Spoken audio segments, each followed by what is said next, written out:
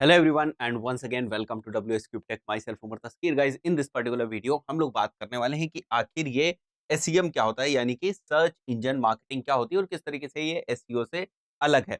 तो guys SEO में क्या होता था कि किसी एक स्पेसिफिक कीवर्ड के ऊपर या यूजर की क्वेरी के ऊपर हमारे जो रिजल्ट दिखते थे वो ऑर्गेनिकली रैंक होते थे, यानी कि गूगल का एल्गोरिथम सिस्टम उन पैरामीटर्स के ऊपर जो भी उसने डिफाइन किए उन पैरामीटर्स के ऊपर हमारे वेब पेज को जज करता था, हमारे कॉम्पिटिटर्स के वेब पेज को जज करता था और उसके बाद जो भी उसके पैरामीटर्स को मीट करते हैं, जो भी चीज़ें एल्गोरिथम में हैं, जो भी उसके पैरामीटर्स को मीट करते हैं, उनका जो रिजल्ट्स हैं, वो सर्च इंजन रिजल्ट पेजेस में दिखते थे। बट इसके लिए हम गूगल को कोई भी पैसा नहीं दे रहे थे या गूगल के किसी भी ऐसे इंटरफेस के ऊपर नहीं जा रहे थे, जहाँ पर पेड एडवर्टाइजिंग होती है।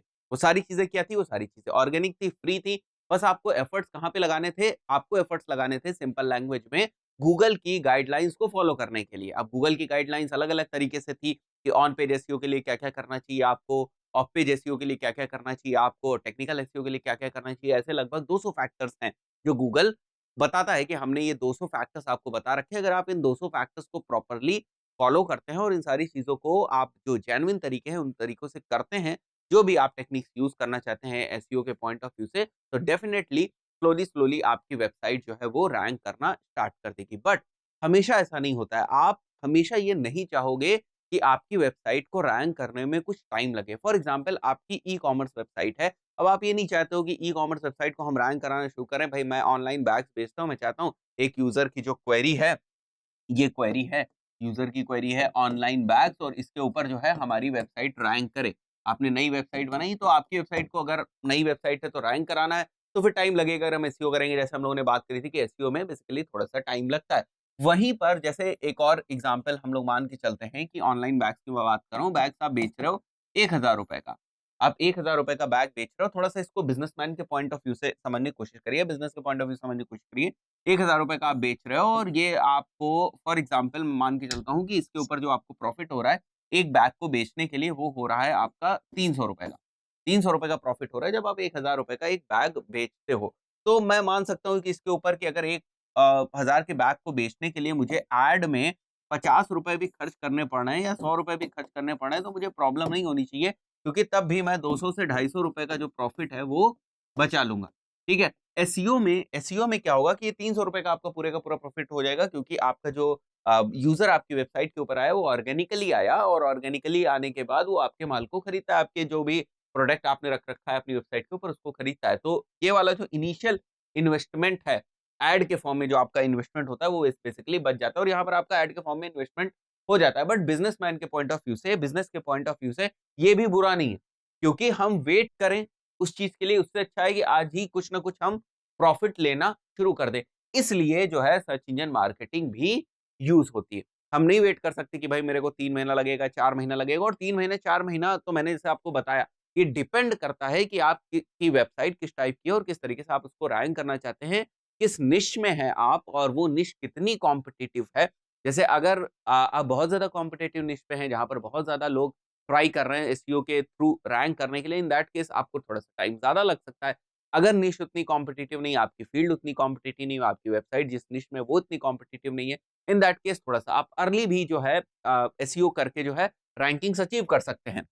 सो एसईएम भी ज़रूरी है, एसईएम की भी ज़रूरत पड़ती है। अगर आपको इंस्टेंट रिजल्ट चाहिए तो एसईएम की ज़रूरत पड़ती है। चलिए आगे बात करते हैं हम लोग कि आखिर ये सर्च इंजन मार्केटिंग होता क्या है और इसके रिजल्ट्स आपको दिखते किस तरीके से। तो मैंने यहाँ पर आपको समझाने के पॉइंट ऑफ व्यू से एक क्वेरी करके रखी है। आप लोग चाहे तो प्रैक्टिकली इस चीज़ को टेस्ट करके देख लें।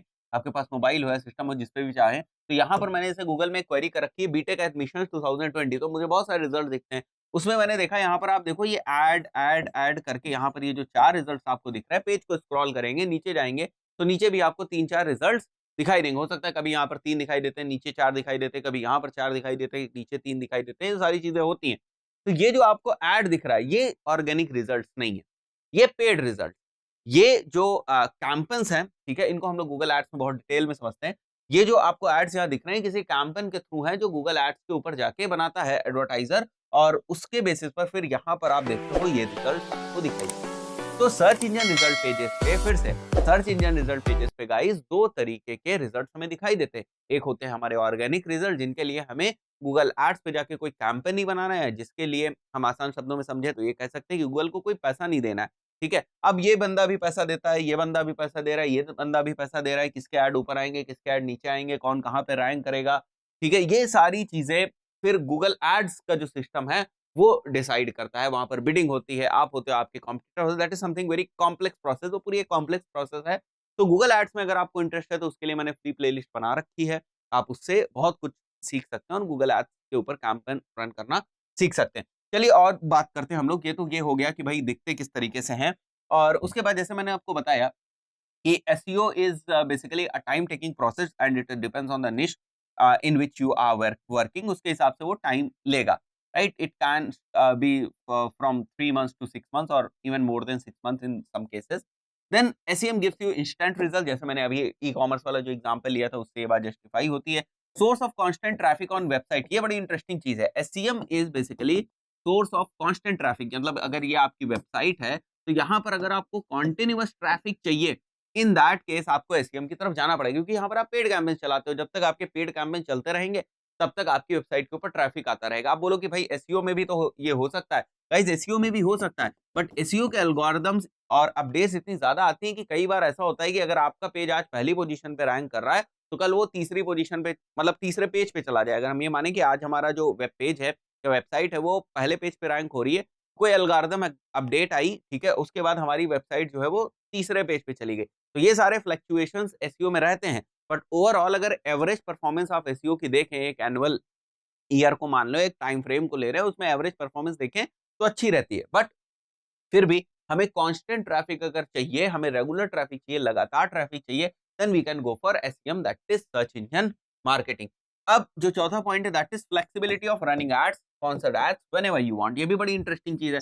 फॉर एग्जांपल मैंने जैसे यहाँ पर जो है एडमिशन से रिलेटेड ही क्वेरी करी थी, अगर आप देखें पिछला जो मैंने एग्जांपल लिखा था वो एडमिशन से रिलेटेड था, तो उस पॉइंट ऑफ व्यू से कि जनरली जो कॉलेजेस होते हैं, जैसे इंजीनियरिंग कॉलेजेस हैं, बीटेक मैंने एग्जांपल लिया था, तो ऐसे इंजीनियरिंग कॉलेज है उसमें जो एडमिशन्स होते हैं वो मान के चलते हैं हम लोग कि जुलाई जून से अगस्त तक होते हैं। तो डेफिनेटली अगर कोई इंजीनियरिंग कॉलेज है और वो अपने कैंपस रन कर रहा है, तो वो जून से अगस्त के बीच में जो अपने कैंपस उनको एक्सेलरेट करेगा, ज़्यादा पैसा लगाएगा, ज़्यादा कैंपस रन करेगा, चारों तरफ से जो है वो एक्वायर करने की कोशिश करेगा, कैंडिडेट्स को लीड के फॉर्म में कैंडिडेट्स को लेकर आने की कोशिश करेगा।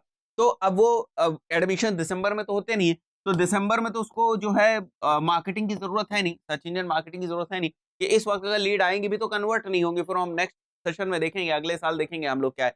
तो ये भी आपके कंट्रोल में रहता है कि आप कब, आपके पास फ्लेक्सिबिलिटी है, जब आपको ज़रूरत है तब आप कैंपेन चलाओ, जब आपको ज़रूरत नहीं है आप कैंपेन बंद कर दो। तो ये फ्लेक्सिबिलिटी भी हमारे पास सर्च इंजन मार्केटिंग में होती है। Then hyper targeting is possible. This is again a very important thing कि आपको किस लोकेशन में टारगेट करना है, जेंडर वाइज़, डेमोग्राफिक, ठीक है, इंटरेस्ट वाइज़, बहुत सारी चीज़ें होती है, प्लेसमेंट वाइज़, उन सभी के बेसिस पे आप टारगेटिंग कर सकते हैं। Then require skill to run your ads and beat your competitors, जैसे मैंने यहाँ पर आप देखो, अगर इस इमेज को देखो तो ये वाला एड, अब जैसे ये बीटेक एडमिशन 2020 ये क्वेरी हुई, तो किसी का एड यहाँ पर ये 3 रिजल्ट 4 रिजल्ट जो आए, तो ये जो फोर्थ वाला रिजल्ट है ये पहली पोजीशन पे क्यों नहीं आया भाई, इसको फोर्थ पोजीशन क्यों मिली, ये थर्ड वाला इस पोजीशन पे क्यों है। तो ये सारी चीजें जो गूगल एड्स का अपना सिस्टम है, अपने एल्गोरिदम्स हैं, अपने प्रोग्राम्स हैं, उनके थ्रू ये चीज डिसाइड होती है। बिडिंग हमने क्या कर रखी है, हमारा क्वालिटी स्कोर क्या है, कॉम्पिटिटर ने हमारे क्या बिडिंग कर रखी है, उसका क्वालिटी स्कोर क्या है, ऐसे बहुत सारे फैक्टर्स होते हैं, चीज डिटरमाइन करते हैं कि यहाँ पर जो इस क्वेरी के ऊपर जो रिजल्ट्स आए हैं वो किस ऑर्डर में यहाँ पर आएंगे, उनको कौन सी एड रैंक मिलेगी।